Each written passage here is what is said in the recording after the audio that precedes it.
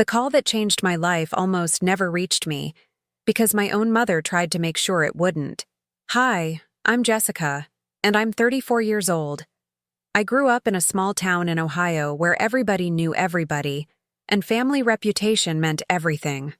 My mother, Linda, raised me and my younger sister, Caitlin, with one golden rule: never do anything that makes the family look bad. I spent most of my life following that rule perfectly. I was the quiet daughter, the responsible one, the one who never caused trouble. But being good was never quite enough. Caitlin was always the favorite. She was funny, outgoing, and effortlessly charming in ways I could never be. My mother lit up whenever Caitlin walked into a room. I learned early that my role was to support, not to shine. When Caitlin needed help with college applications, I stayed up late editing her essays. When she needed money for a trip abroad, I lent her my savings. I never complained because complaining would mean admitting something I wasn't ready to face yet. After college, I moved back home to save money while working at a local marketing firm. It wasn't glamorous, but I was good at my job. I started taking on bigger projects, learning new skills, and dreaming about opportunities beyond our small town. My mother didn't understand why I couldn't just be satisfied. She reminded me constantly that Caitlin had already settled down nearby, bought a nice house, and made her proud. The comparison stung every single time she made it. 3 years ago, I applied for a position at a prestigious firm in Chicago. It was a long shot, and I didn't tell anyone because I was afraid of failing publicly. Weeks passed with no response, and I assumed I hadn't made the cut. I buried my disappointment and kept working, kept smiling, kept pretending that staying small was a choice I had made willingly. I didn't know then that my silence had been carefully arranged by someone I trusted completely. Last spring, I visited my mother's house to help her organize some old paperwork. She had boxes stacked in her office, and I offered to sort through them while she made lunch. I wasn't looking for anything specific. I was just being helpful, the way I had always been. But sometimes life hands you answers when you stop asking questions. I found an envelope tucked between old utility bills, and my name was written on the front in unfamiliar handwriting. Inside was a letter dated 3 years earlier. It was from the Chicago firm, congratulating me on being selected as a finalist for the position. They had tried calling multiple times but couldn't reach me. They eventually moved forward with another candidate. My hands trembled as I read. I didn't understand how this was possible. My phone number had been correct on my application. Someone had intercepted those calls deliberately.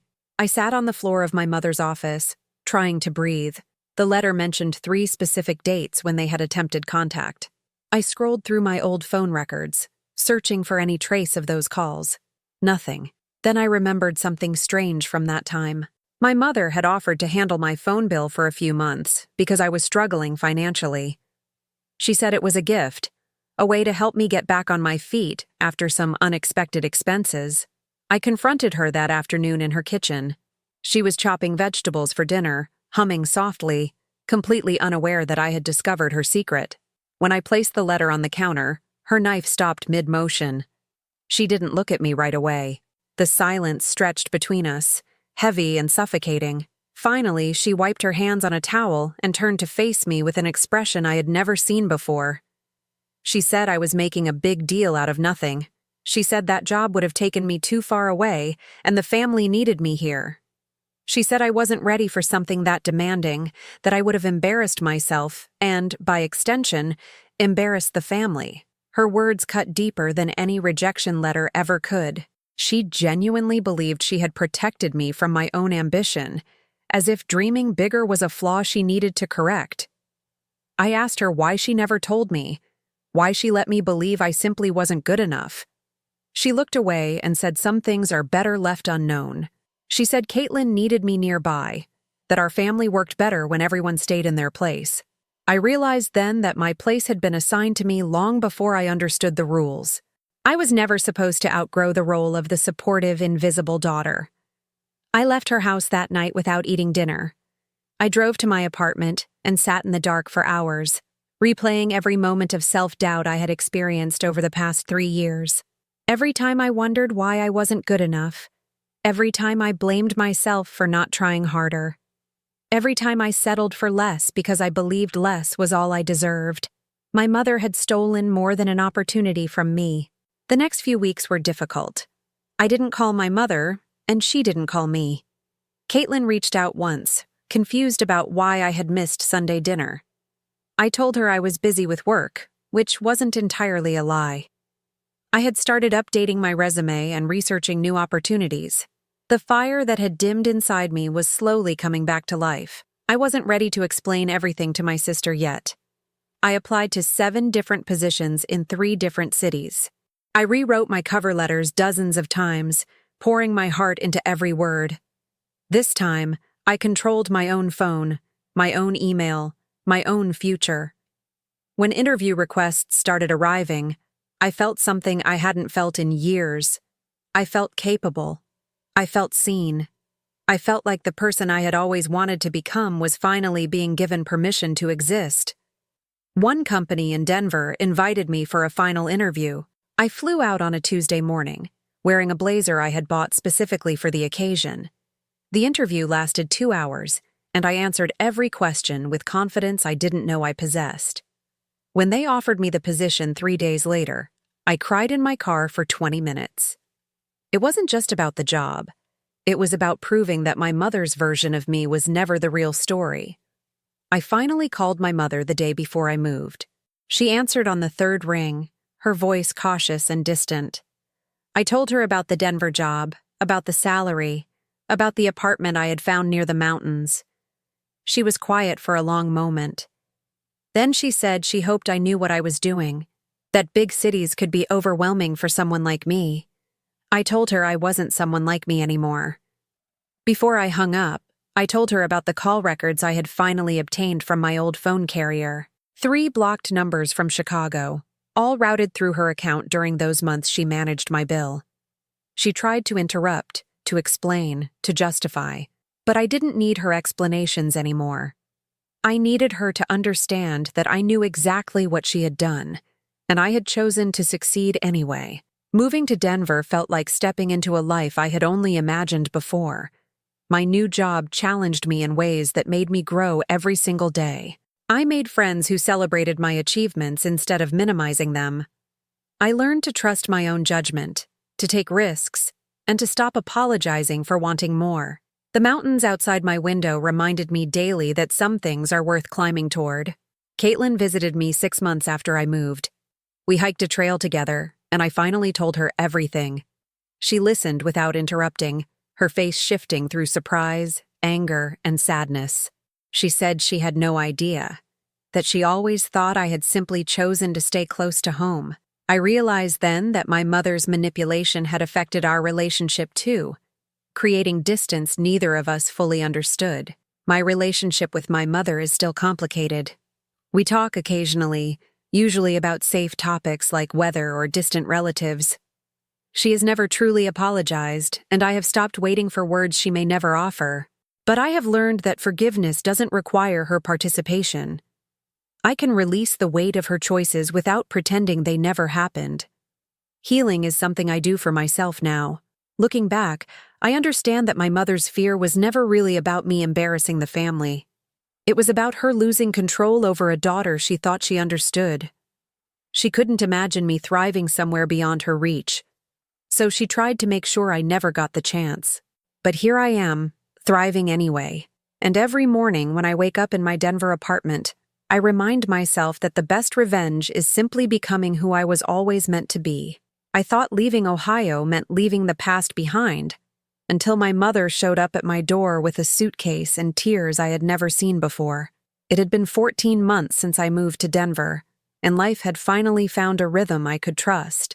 My job was going well, my apartment felt like home, and I had even started dating someone named Marcus who made me laugh in ways I had forgotten were possible. I was building something real, something mine. Then one Thursday evening, my doorbell rang, and everything I had carefully constructed began to tremble beneath my feet. My mother stood in the hallway looking smaller than I remembered.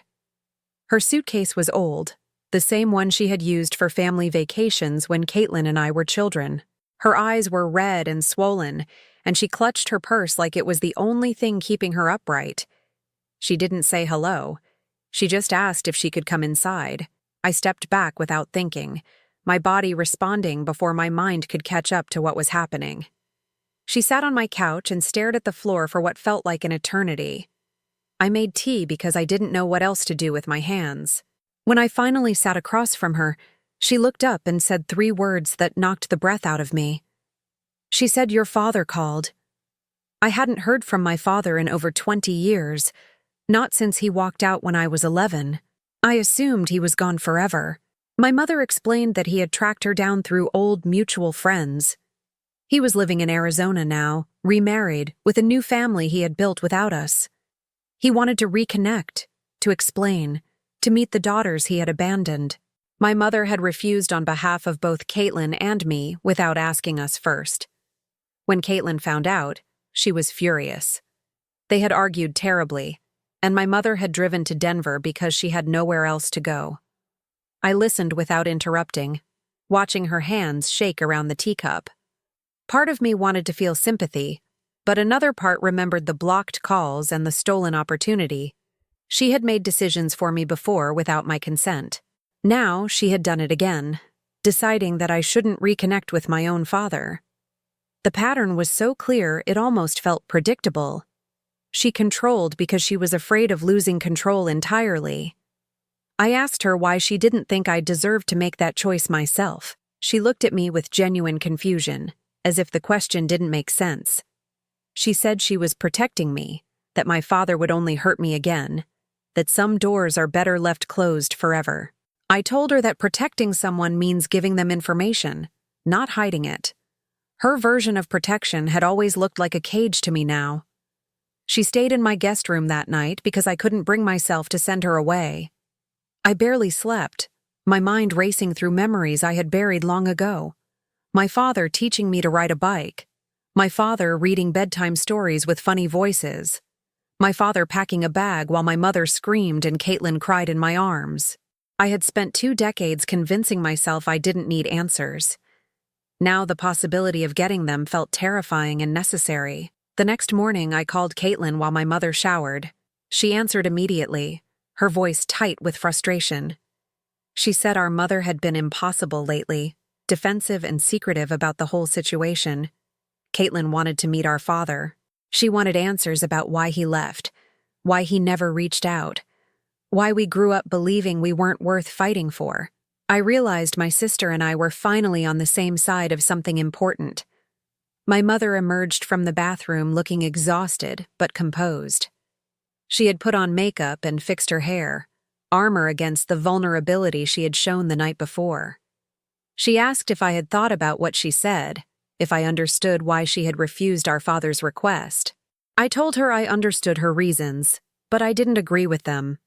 I told her I wanted to contact him myself and hear what he had to say. Her face crumpled in a way I had never witnessed. She begged me not to open that door, said it would only lead to disappointment and pain. She said he was a selfish man who had never considered anyone but himself. But as she spoke, I heard something beneath the anger. I heard fear. She wasn't just afraid of him hurting me. She was afraid of what I might learn about why he really left all those years ago. I gave her a choice that afternoon. She could stay in Denver for a few days and rest, but she had to accept that I would make my own decision about our father. She could either support me or leave, but she could not control the outcome. She sat very still, processing words she probably never expected to hear from her quiet, obedient daughter. Finally, she nodded slowly and said she would stay. It felt like a small victory. That evening, I wrote an email to my father. Caitlin had forwarded me his contact information earlier that day. My hands trembled over the keyboard as I introduced myself, explained that I was open to a conversation, and asked why he had waited so long to reach out. I didn't expect a response right away. I didn't expect anything at all, really. But pressing send felt like reclaiming a piece of my story that had been locked away. He replied within 2 hours. His message was long, careful, and filled with apologies I wasn't ready to accept yet. He explained that my mother had threatened legal action if he tried to contact us after the divorce. He said he had written letters that were returned unopened, made calls that went unanswered. He eventually convinced himself we were better off without him. Reading his words, I felt the ground shift beneath everything I thought I knew about my childhood. I showed my mother the email the next morning. She read it in silence, her jaw tightening with every line. When she finished, she set my phone down and said he was lying, that he had never tried to contact us, that she would never have kept his letters from her own children, but her voice wavered in places it shouldn't have, and her eyes wouldn't meet mine.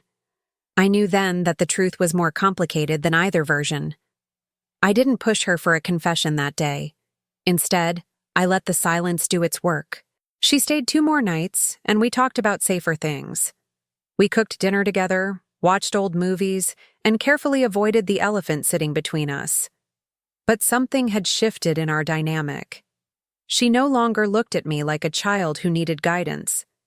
She looked at me like someone she didn't fully recognize anymore. Before she left for Ohio, she stood at my door with her old suitcase and said something that surprised me. She said maybe she had made mistakes, bigger ones than she wanted to admit.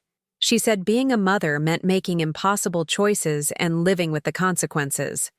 It wasn't an apology, not exactly, but it was the closest she had ever come to acknowledging that her version of events might not be the only truth. After she left, I called my father and heard his voice for the first time in over 2 decades.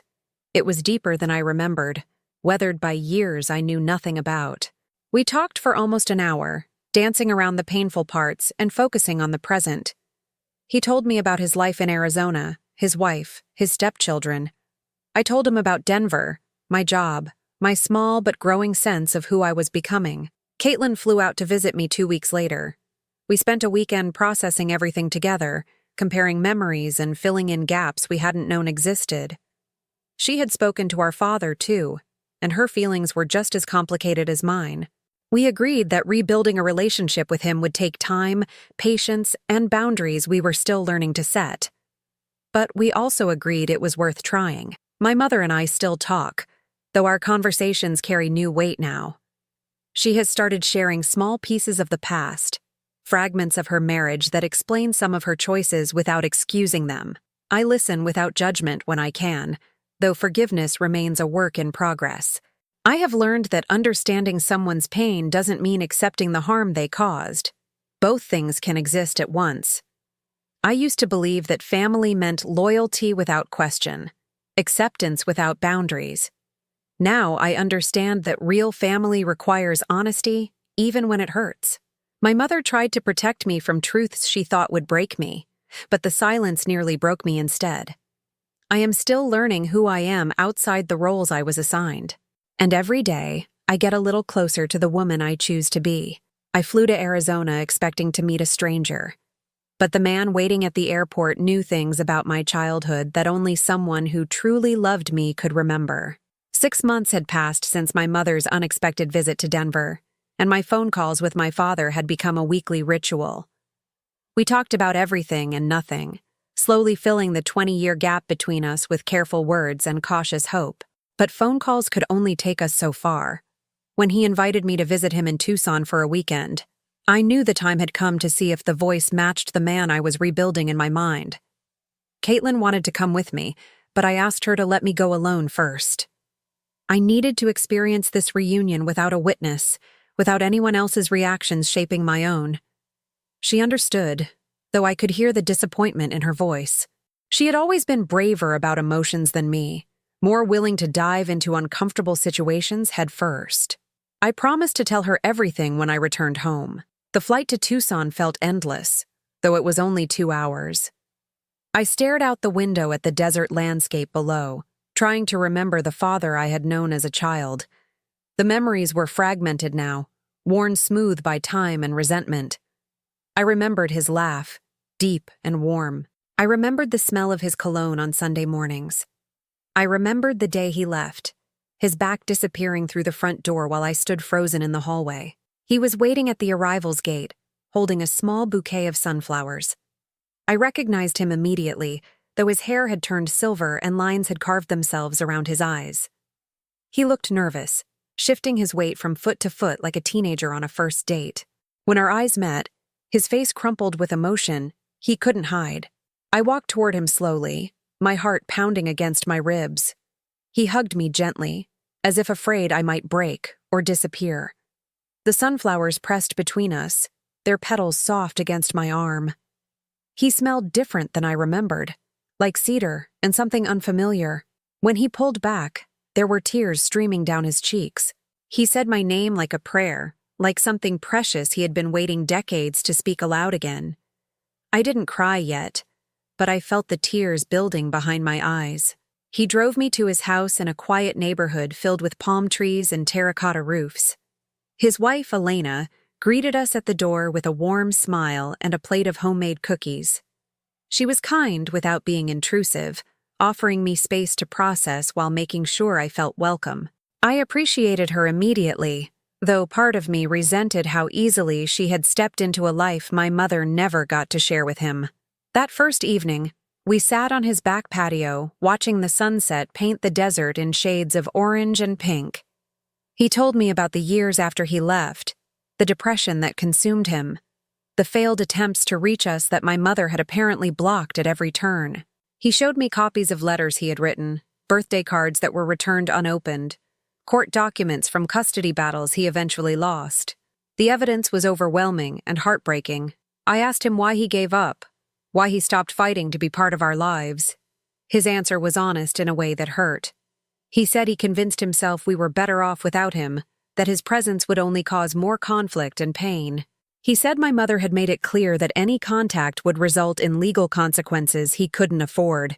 He chose absence over war, and he had regretted it every single day since.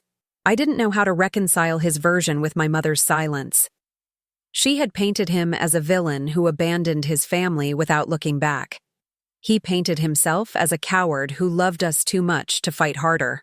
Both versions contained truth, and both contained lies they told themselves to survive. I realized that understanding the past meant accepting that no single story would ever be complete or fully accurate. The next morning, my father took me to a small diner he said reminded him of the one near our old house in Ohio. We ordered pancakes and coffee, and he pulled out a worn photo album from his bag. Inside were pictures I had never seen before. Me as a baby, sleeping in his arms. Caitlin taking her first steps while he knelt beside her. Family vacations I had forgotten.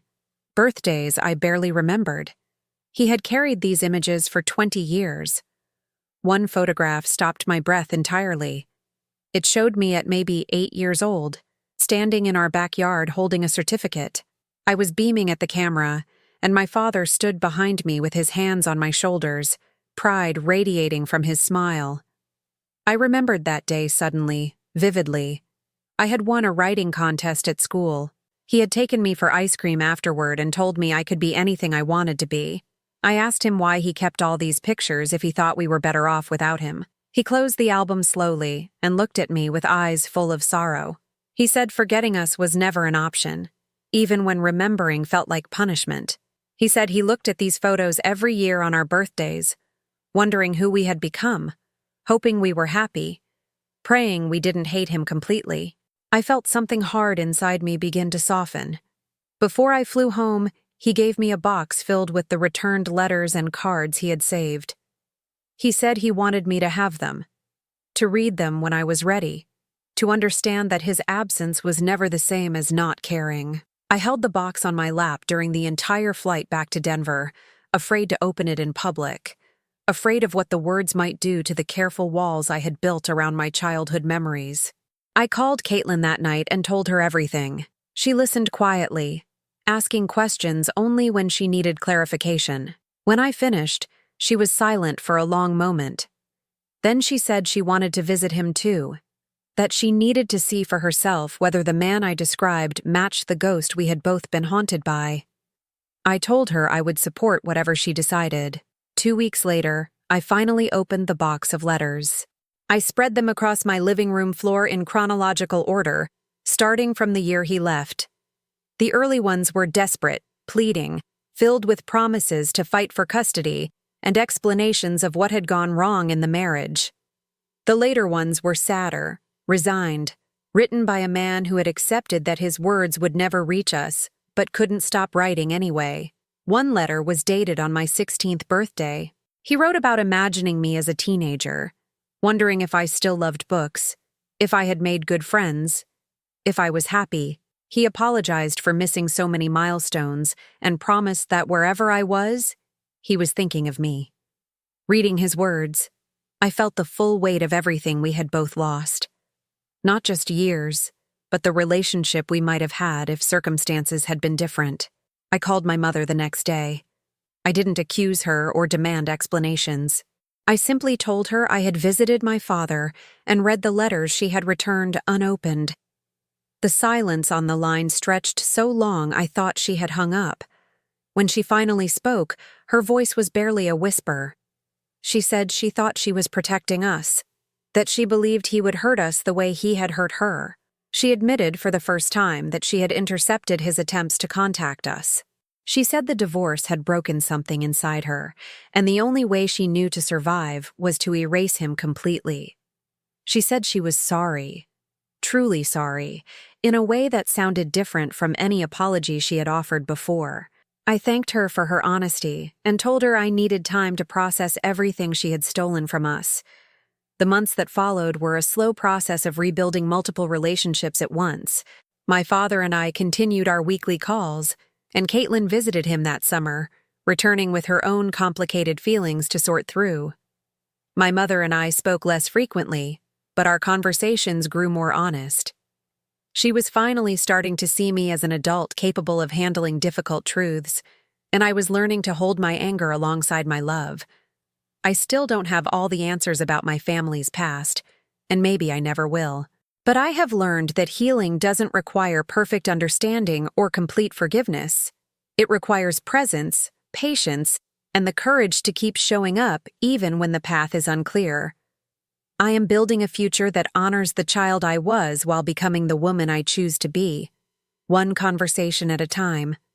My mother called on a Tuesday morning and said 3 words I never expected to hear. I need help. It had been almost a year since I visited my father in Arizona, and the dust of our family's secrets had finally begun to settle into something resembling acceptance. My relationship with my mother remained complicated but functional, built on careful boundaries and hard-won honesty. I had stopped expecting her to become someone she wasn't. I had stopped waiting for the perfect apology that would erase decades of hurt. Then she called, and her voice sounded like something inside her had shattered completely. She told me the house was being foreclosed, the house where I grew up, where Caitlin and I shared a bedroom until we were teenagers, where every corner held memories both painful and precious. She had fallen behind on payments after unexpected medical bills drained her savings. She hadn't told anyone because admitting failure meant admitting she couldn't handle everything alone. Pride had always been her most expensive possession, and now it was costing her the only home she had ever known. I asked her how long she had known about this, and she admitted the notices had started arriving 6 months ago. 6 months of silence while I rebuilt my life in Denver, while Caitlin planned her wedding in Ohio, while our mother drowned quietly in a crisis she refused to share. I felt the familiar frustration rising in my chest, the exhausting pattern of her keeping secrets until they exploded into emergencies that demanded everyone else's attention and sacrifice.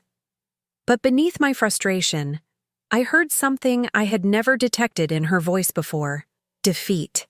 My mother had spent her entire life projecting strength, controlling narratives, and managing everyone's perception of our family. Now she was asking for help, genuinely asking, without manipulation or guilt or carefully constructed justifications. The vulnerability in her words felt almost foreign, like hearing a language I recognized but had never expected her to speak. I told her I needed to think and promised to call her back within a few days. After we hung up, I sat in my Denver apartment staring at the mountains through my window, trying to untangle the knot of emotions tightening in my stomach. Part of me wanted to let her face the consequences of her choices alone, the way she had forced me to face mine. Another part remembered that she was still my mother, still the woman who had raised me, however imperfectly. I called Caitlin that evening to discuss our options. She was already stressed about wedding preparations and didn't need another crisis demanding her energy. But she listened carefully as I explained the situation, her silence heavy with the same conflicted feelings I was experiencing. She said she couldn't contribute much financially with the wedding expenses, but she wanted to help however she could. We agreed to meet in Ohio that weekend to assess the damage together. The flight home felt different this time. I wasn't returning as the quiet daughter who had fled to build a separate life. I was returning as someone who had grown strong enough to face difficult situations without losing herself in them. I had learned boundaries, developed confidence, and discovered that loving someone didn't mean sacrificing my own well-being for theirs. These lessons would be tested in the days ahead, and I wasn't sure I was ready. My mother picked me up from the airport looking 10 years older than when I had last seen her. Her clothes hung loose on her frame, and dark circles shadowed her eyes. She hugged me longer than usual, her grip tight with desperation she couldn't fully hide. During the drive to her house, she thanked me repeatedly for coming, her voice cracking each time. I had never seen her this exposed, this willing to let me witness her at her lowest point. The house looked the same from outside, but inside, signs of financial strain were everywhere. The refrigerator held almost nothing, the thermostat was set uncomfortably low to save on heating, and stacks of unopened bills covered the kitchen table. She had been living in quiet desperation while maintaining the illusion of stability to everyone around her. I wondered how many times I had called without noticing the strain beneath her carefully constructed responses. Caitlin arrived the next morning, and we sat around the kitchen table examining the financial documents our mother had finally agreed to share. The numbers were worse than I expected. Years of poor decisions, medical expenses, and stubborn refusal to ask for help had created a hole too deep for any simple solution to fill. The foreclosure deadline was 6 weeks away. We needed a plan, and we needed it immediately. I suggested she sell the house before the bank took it, using whatever equity remained to start fresh somewhere smaller and more affordable. My mother's face crumpled at the suggestion. This house was all she had left of her marriage, her motherhood, her identity as someone who had built a life worth protecting. Selling it felt like admitting everything she had worked for had ultimately failed. I understood her attachment, but sentiment couldn't pay the mortgage. Caitlin proposed pooling our resources to save the house, but the math simply didn't work. Her wedding budget was already stretched thin. My Denver salary was comfortable but not substantial enough for a rescue mission this large, and our mother had no income beyond a small pension that barely covered basic expenses. Saving the house would require sacrifices none of us could reasonably make. We sat in heavy silence, facing a reality that had no perfect solution waiting to be discovered. That evening, I walked through the house alone, visiting rooms I hadn't entered in years. I stood in my childhood bedroom, now used for storage, surrounded by boxes of memories my mother couldn't bring herself to throw away. I found old report cards, school projects, photographs from birthdays and holidays that had once seemed so permanent. Everything felt smaller than I remembered, as if the house itself had shrunk along with my mother's ability to maintain it. I discovered something unexpected in the back of my old closet. A box labeled with my father's name, sealed with tape that had yellowed over decades. Inside were items my mother had hidden rather than discarded after the divorce. His college diploma, their wedding album, a watch that had belonged to his father. She had erased him from our daily lives while secretly preserving pieces of him she couldn't destroy. The contradiction was so perfectly her that I almost laughed. I brought the box downstairs and set it on the kitchen table without explanation. My mother stared at it for a long moment, her face cycling through surprise, shame, and something that looked almost like relief. She said she had forgotten that box existed, but we both knew that wasn't true. Some things we hide because throwing them away would mean admitting we still care about what we've lost. The next morning, I made a decision that surprised even myself. I called my father and explained the situation, not to ask for money, but because he deserved to know what was happening to the family he had once been part of. He listened without interrupting, then asked if he could help. I told him that wasn't why I called, but he insisted. He said helping my mother might be the only way to finally make peace with his own guilt. He offered to cover 3 months of mortgage payments, enough time for my mother to sell the house properly instead of losing it to foreclosure. The offer came with no strings attached, no demands for reconciliation or acknowledgement. He simply wanted to help because he could, because despite everything, he still felt connected to the life he had walked away from 20 years ago.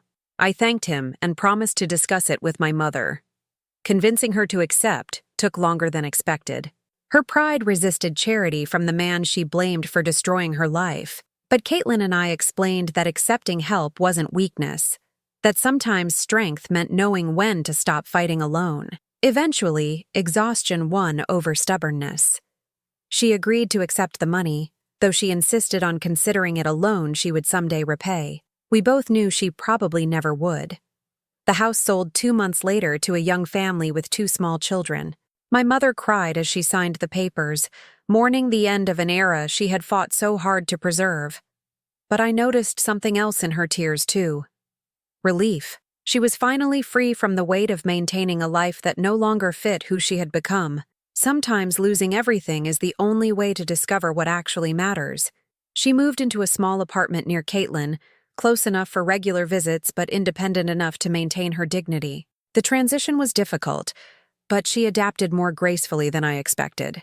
Without the burden of a house she couldn't afford, she seemed lighter somehow, more willing to laugh at small things and admit when she needed company.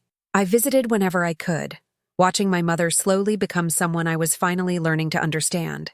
3 years after I left Ohio searching for myself, I stood in my sister's backyard watching my mother and father share a conversation I never believed was possible. Caitlin's wedding had been postponed twice, first because of finances and then because of our mother's housing crisis. But on a perfect September afternoon, she finally walked down the aisle in our aunt's backyard, surrounded by family members who had witnessed every fracture and healing our small family had endured. I stood beside her as maid of honor, holding flowers that trembled slightly in my hands. Weddings have a way of gathering people who might otherwise never occupy the same space again. My father had flown in from Arizona with Elena, his wife, who had graciously offered to stay at the hotel during the ceremony to avoid making things awkward. But Caitlin had insisted she attend. My sister had developed her own relationship with our father over the past 2 years, building something separate from my journey, but equally meaningful. She wanted everyone who mattered present on her most important day, regardless of the complicated history that connected them. My mother arrived wearing a dress I had helped her choose during a shopping trip the month before.